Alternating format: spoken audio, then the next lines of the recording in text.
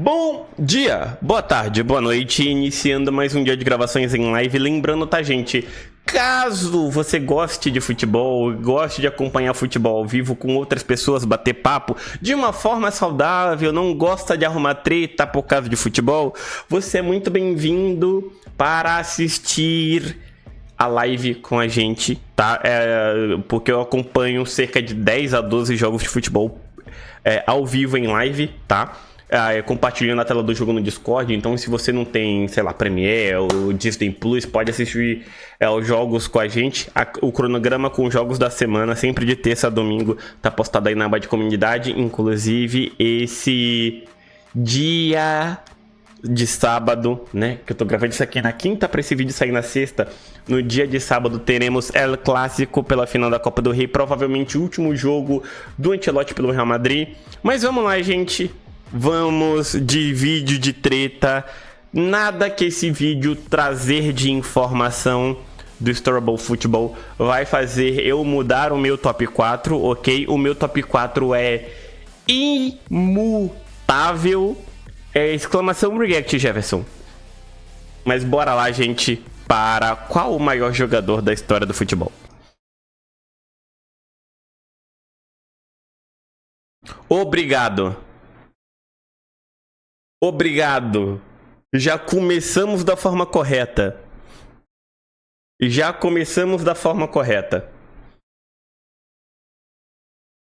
Não vem com... Ai, o Messi, Moreno. O Messi isso, o Messi aquilo. O Cristiano vai fazer 1000 gols. O maior jogador de todos os tempos se chama Edson Arantes do Nascimento. Pelé. Tá? Simples. E a escolha da imagem foi perfeita. Obrigado, tá, mano do Storable, que eu não sei o nome. Galera, vocês repararam que o suor dele tá fazendo um formato de um coração?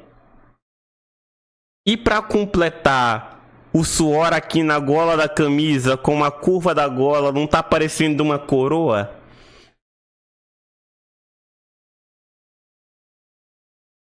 Que tal? Que foto perfeita pra usar. Olá, sejam muito bem-vindos a mais um vídeo. E essa é a minha homenagem ao maior de todos, ao rei do futebol. Já deixei meu like. Vocês já se perguntaram qual é o maior jogador de futebol de todos os tempos?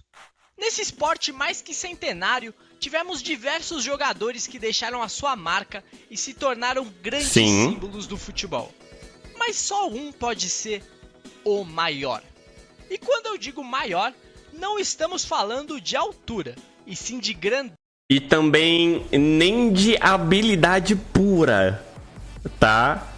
Habilidade pura também é outro quesito diferente. Porque, por exemplo, vamos lá. Em habilidade pura, talento puro, talento bruto, o talento do Neymar é maior que o do Cristiano Ronaldo.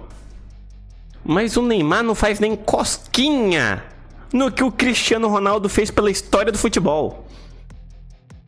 Os números, os impactos, não só dentro de campo, mas fora de campo, influência e os caramba 4.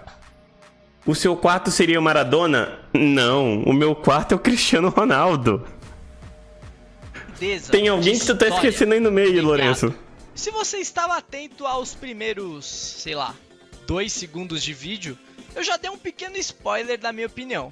Afinal, só existe um tricampeão mundial com mais de 1000 gols que eternizou a camisa 10.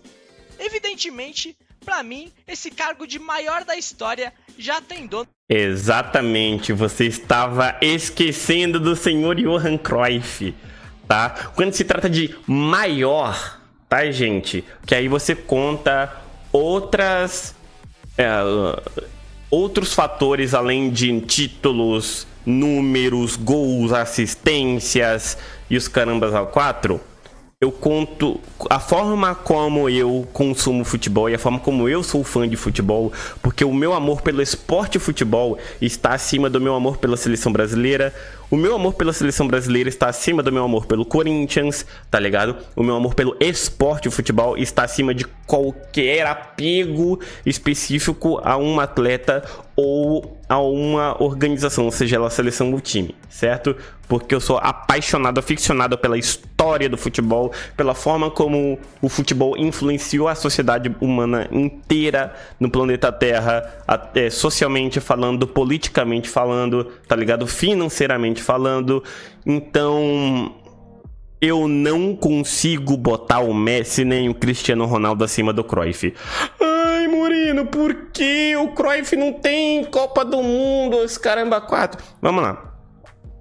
Dizem as boas línguas, especialistas de pessoas da mesma geração que eu, ou pessoas mais velhas que tiveram o prazer de ver presencialmente ou através de vídeos, tá?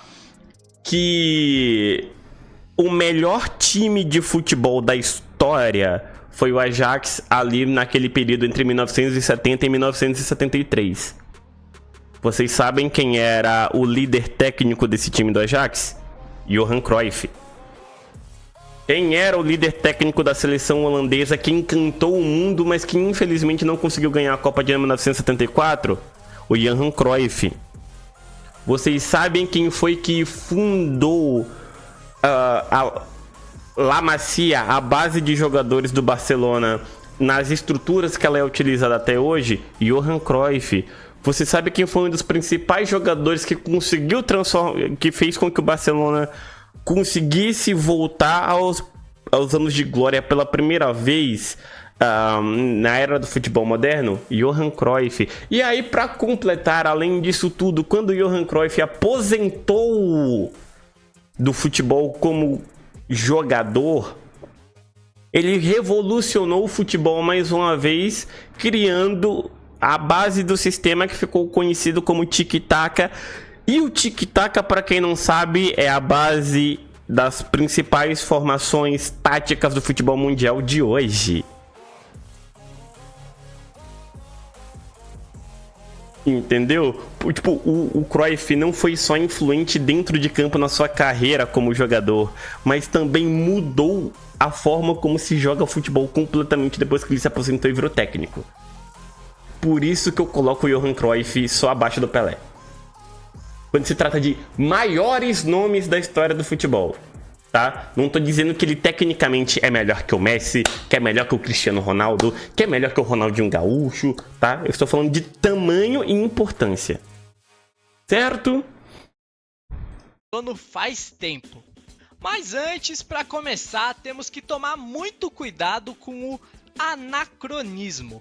Para simplificar aqui, é basicamente querer comparar o Pelé com jogadores atuais, como se o Pelé jogasse nos dias de hoje, com as condições de hoje, quando na realidade ele jogava em uma época completamente diferente, com um mundo completamente diferente. E se você distorce isso, tu assassina completamente o sentido das coisas. Levando isso em conta, Pelé iniciou sua carreira lembrando também, tá, gente? É a mesma coisa, isso não é só pra futebol, tá? Isso é pra qualquer coisa da vida. É sempre bom a gente tentar evitar anacronismos, certo?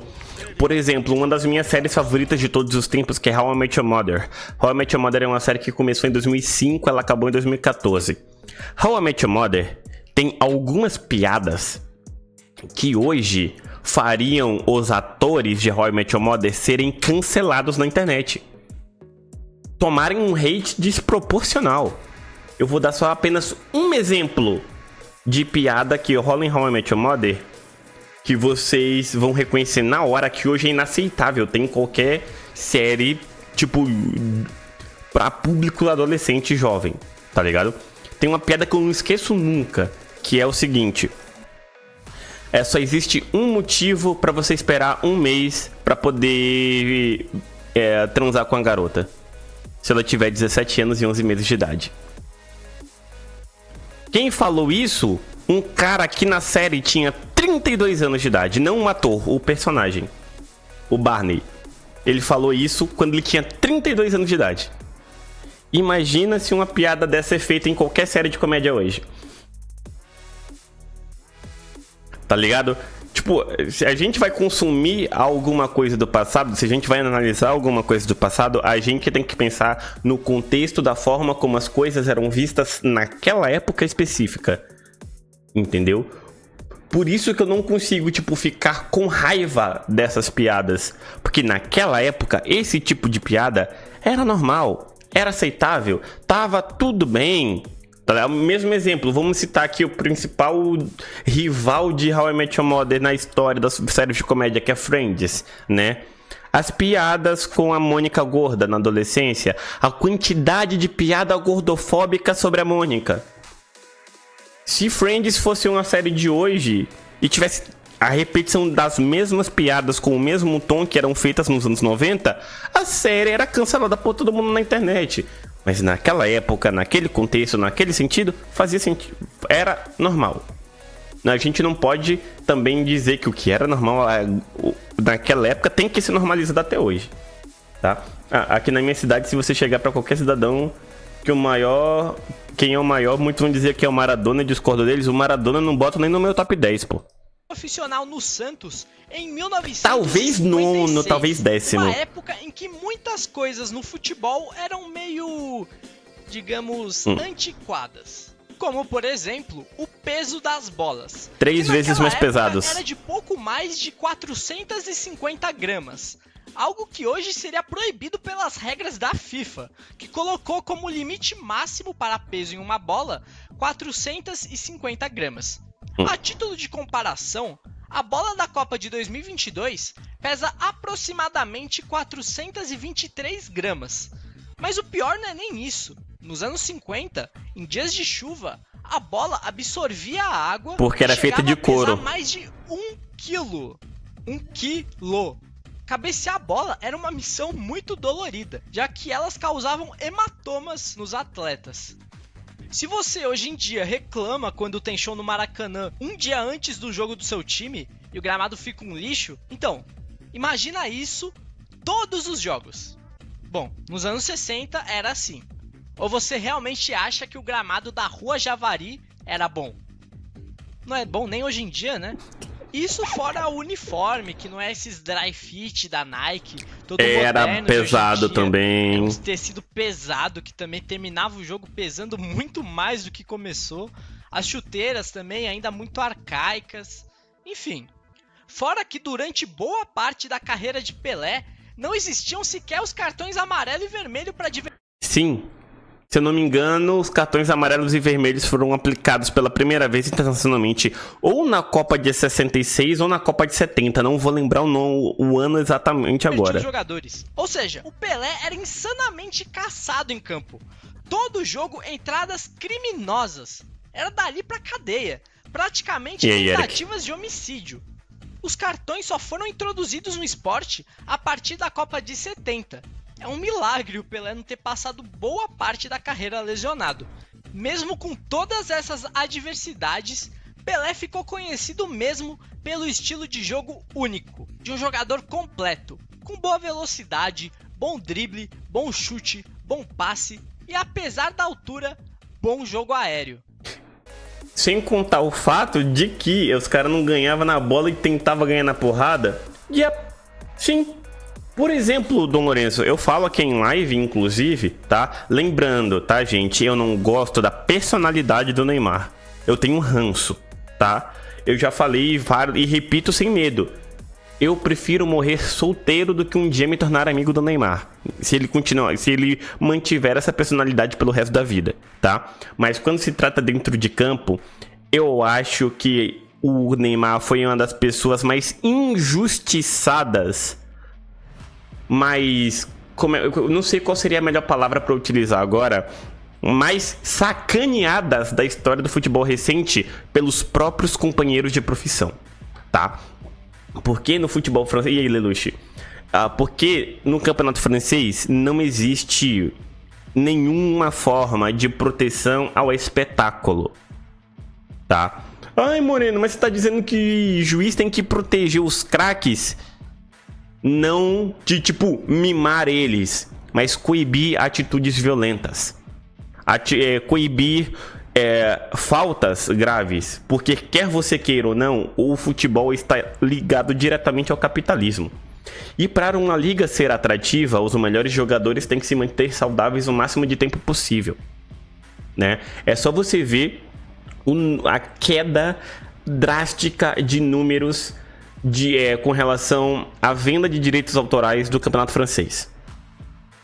Só você verificar da época que Messi, Pelé, Messi, Neymar e Mbappé estavam no PSG.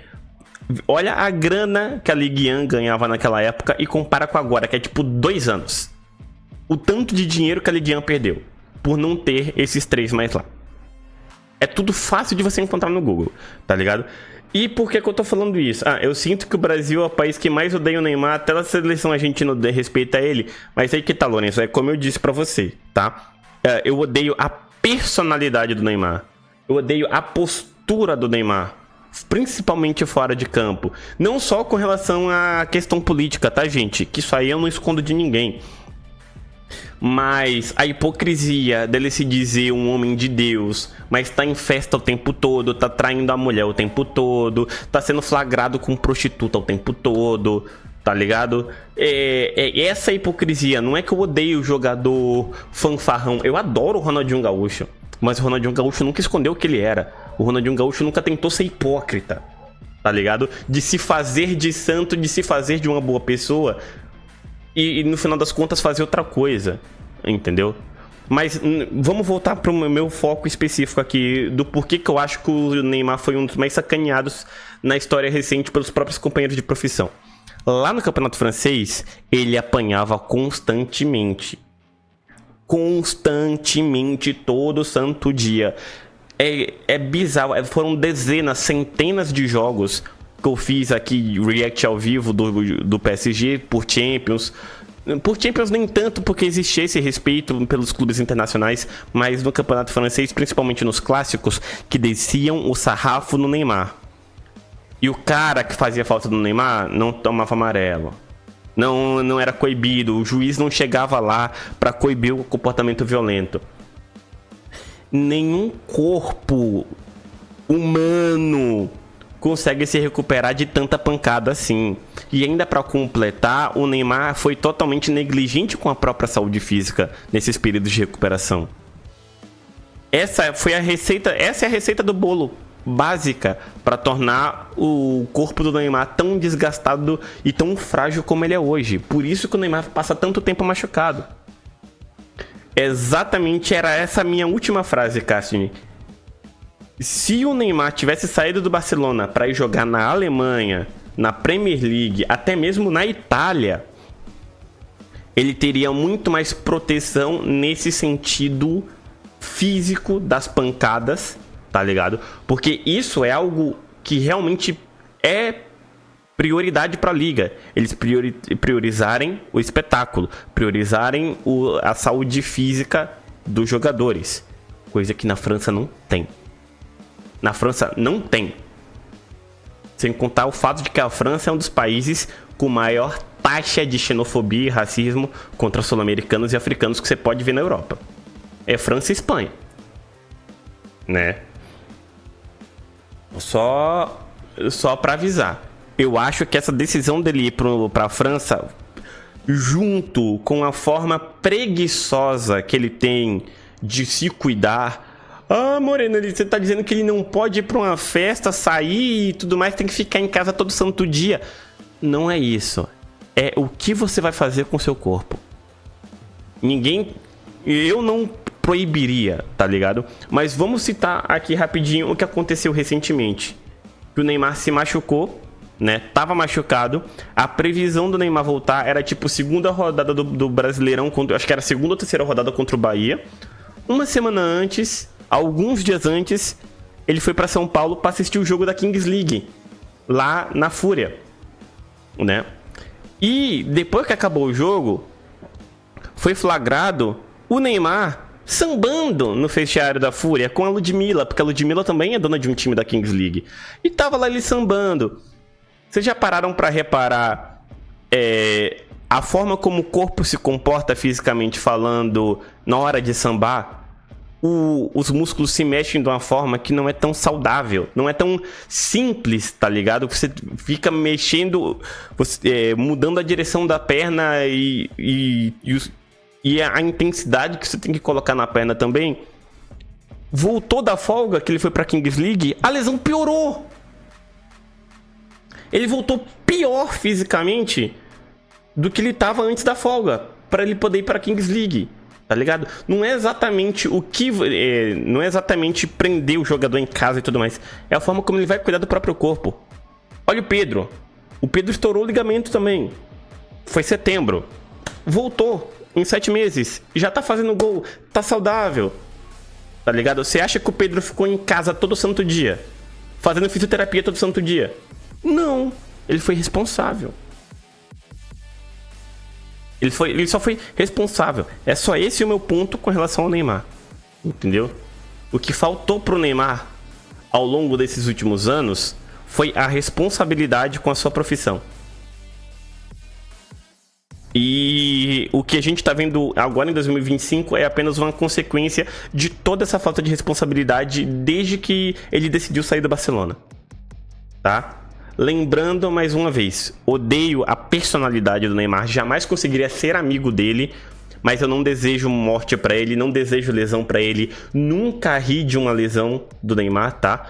Nunca ri, e pretendo nunca rir também de qualquer lesão futura dele, tá ligado? Eu só tô aqui apontando alguns aspectos específicos sobre a saúde física dele. Ok?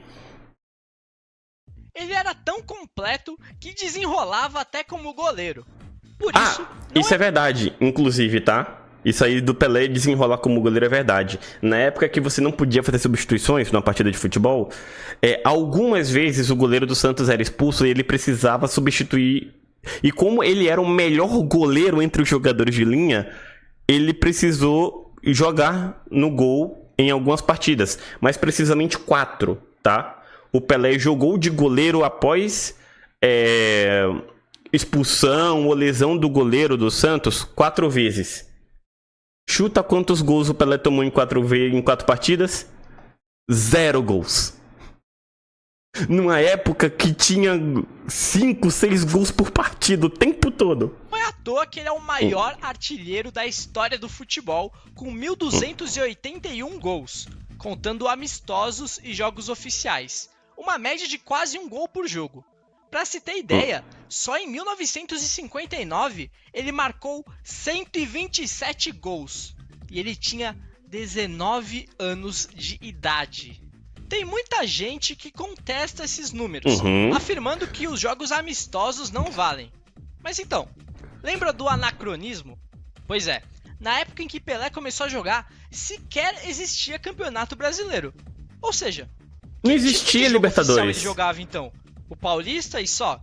Fora que no início do Brasileirão, na chamada Taça Brasil, os times jogavam pouquíssimos jogos. Não é que nem hoje que são 38 rodadas, exato, turno e retorno, bonitinho. O Santos, em 1961, por exemplo, jogou 5 jogos para ser campeão. Em 62, 5 também. Em 63 foram 4 jogos. Em 64 foram 6. Em 65, 4 jogos. Então eles jogavam o Campeonato Paulista, jogavam 4, 5 jogos pelo Brasileiro. E o resto do calendário ficava vazio. O quê? Na época, os times faziam excursões pelo mundo e jogavam amistosos ou torneios que já foram extintos. E hoje, esses campeonatos contabilizam para as estatísticas como amistosos. Se você olhar com a ótica de hoje, realmente, os amistosos não valem absolutamente nada. Mas na época, a história era outra. Não dá para interpretar como se os amistosos fossem irrelevantes, porque na época não era. Falando agora de títulos, Pelé venceu praticamente tudo o que disputou. Foram 10 campeonatos paulistas, 6 campeonatos brasileiros. Detalhe, ele sozinho tem mais brasileiro que Cruzeiro, Vasco, Fluminense, Inter, Grêmio, Atlético, 2 Libertadores, 2 Mundiais e o mais impressionante, 3 Copas do Mundo. Sendo o único jogador da história a conquistar 3. Ele sozinho tem mais Copa que França, Uruguai, Inglaterra e Espanha. E olha... pera aí, vamos ver o que ele vai falar dessa Copa. Foi a Inglaterra que inventou o futebol. Muitos questionam o fato dele nunca ter ido jogar na Europa, mas novamente, temos que levar em consideração Anacronismo. a época em que ele era jogador. O grande centro do futebol não era a Europa. Era a América do Sul. Não existia essa superioridade financeira de hoje. Não existiam grandes táticas de vanguarda que só os europeus sabiam. Muito pelo contrário. Prova disso é que durante o período de atividade de Pelé, tivemos mais campeões sul-americanos no Mundial de Clubes do que europeus. E antes que você diga que eles não ligavam para o Mundial, em Copas do Mundo também a vantagem é sul-americana. E digo mais, 66, a gente enfrentou, como é que se diz, o que talvez foi a melhor seleção portuguesa da história antes de Cristiano Ronaldo existir, porque tinha um tal de Eusébio, que era uma aberração da natureza. O que a galera por muito tempo rivalizava, é Messi ou Cristiano Ronaldo? Naquela época é Pelé ou Eusébio? A guerra de América do Sul e Europa era essa. Era Pelé ou Eusébio, né? E aí, Rose, tudo bom? E tipo... A gente deu azar sem contar o fato, né, de que quem conhece de história do futebol sabe que essa Copa foi roubada pra Inglaterra. Enquanto o Pelé vestia as cores verde e amarela, só teve um Mundial indo pra Europa. Aquele lá da Inglaterra de 66. Para corroborar, podemos ver que nas mais diversas excursões do Santos pela Europa, o Santos sempre engoliu os times europeus. Não é à toa que venceu os 2 intercontinentais que disputou. Jogando pelo Brasil, E aí, Vitas? a mesma coisa. As médias de vitórias e gols contra times de América do Sul e África são extremamente semelhantes às médias contra os europeus. Eu diria que possivelmente a Ferroviária de Araraquara de 1962 era muito mais time do que o Chelsea de 62. O futebol... Eu concordo.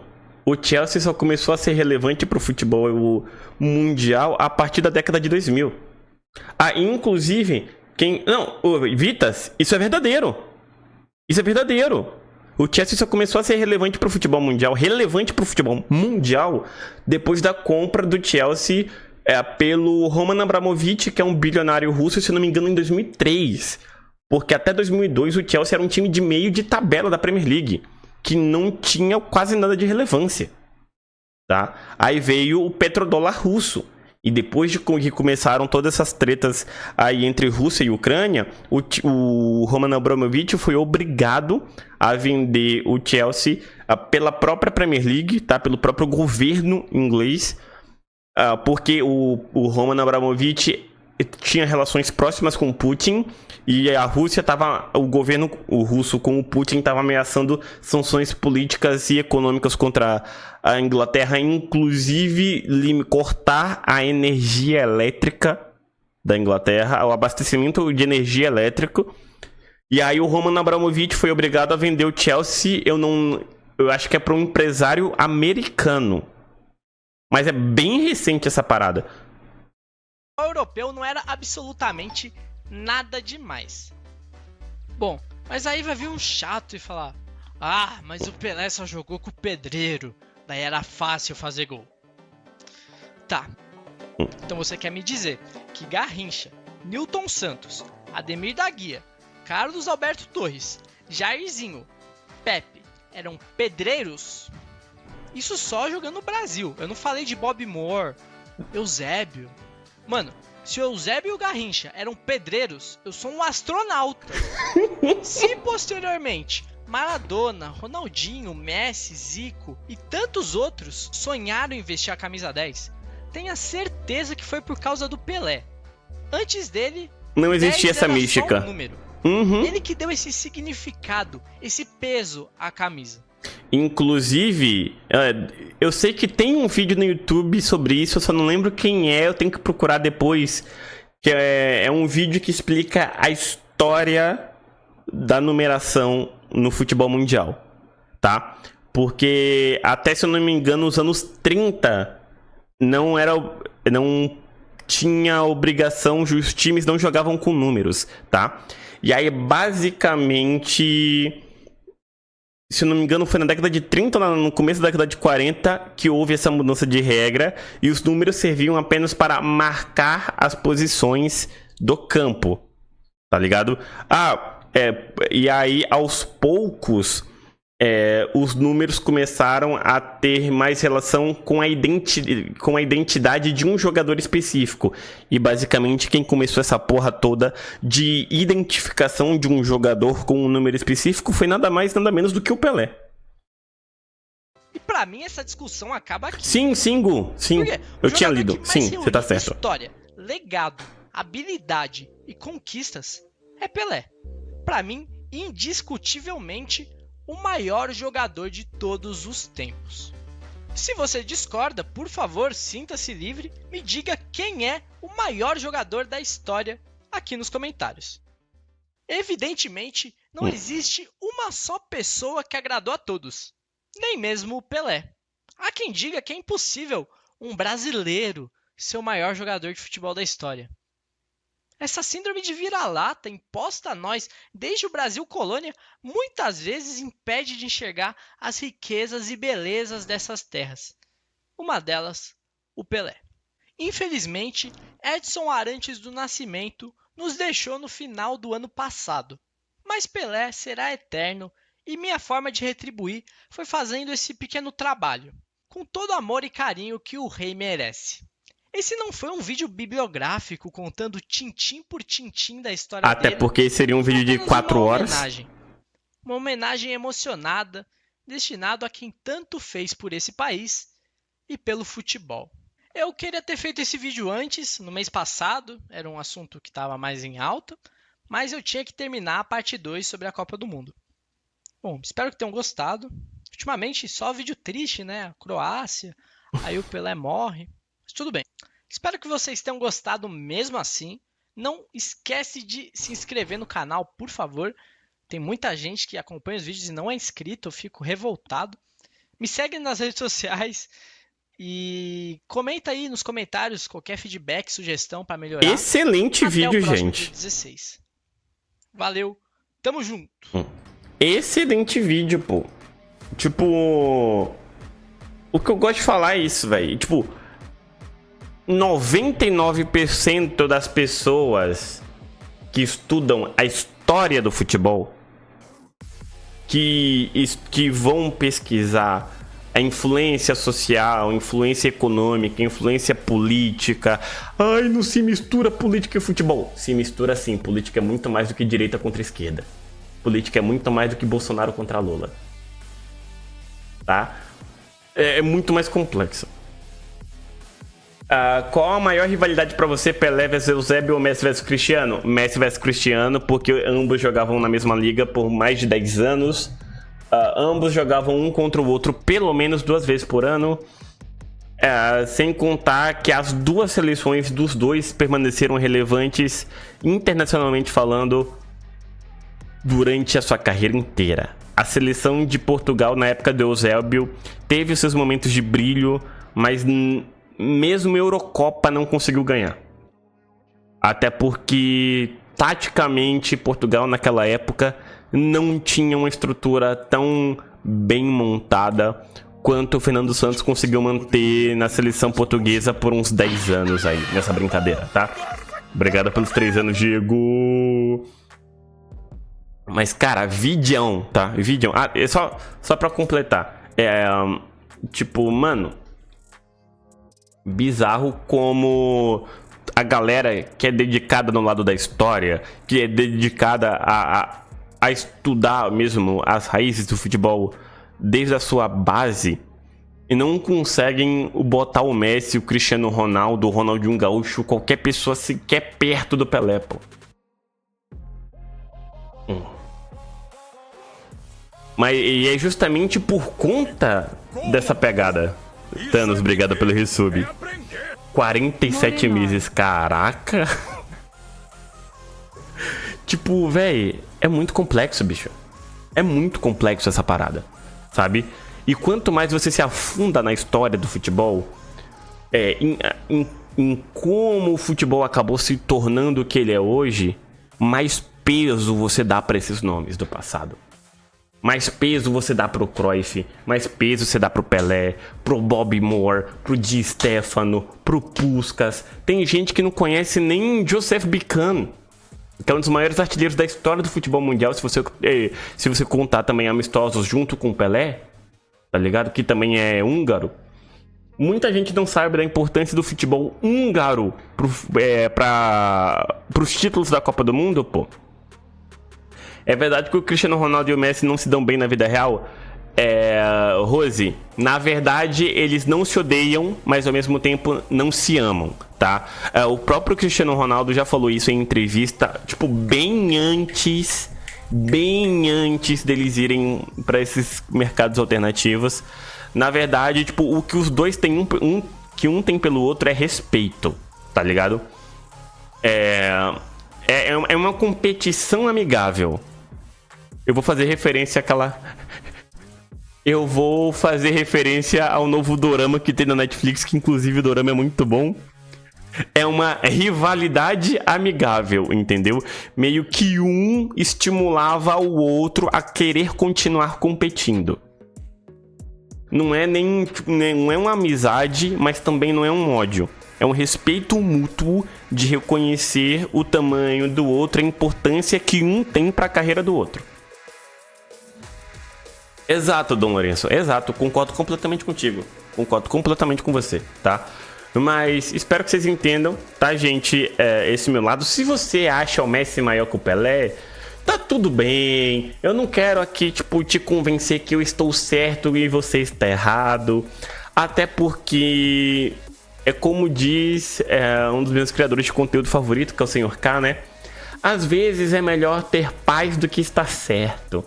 Nem toda discussão é uma discussão que é válida eu gastar o meu tempo e a minha paciência para apresentar os meus argumentos, para poder defender os meus argumentos por muitos anos, ou por muitas horas, por muitos minutos, tá ligado? Mas como eu falei para vocês, durante esses 30 e poucos minutos, tá certo que eu peguei uns 10 desses para falar do Neymar? Sim, mas durante o vídeo, o próprio mano do Storyball Futebol, que eu sempre esqueço, acho que é João Victor, né, o nome dele, e também com as minhas pausas, eu concordei com os argumentos dele e eu ainda apresentei mais argumentos da minha parte que corroboram para que eu veja o Pelé acima de todos, certo? Se você quiser discordar desses argumentos, a única coisa que eu te peço é não cometa o anacronismo, tá?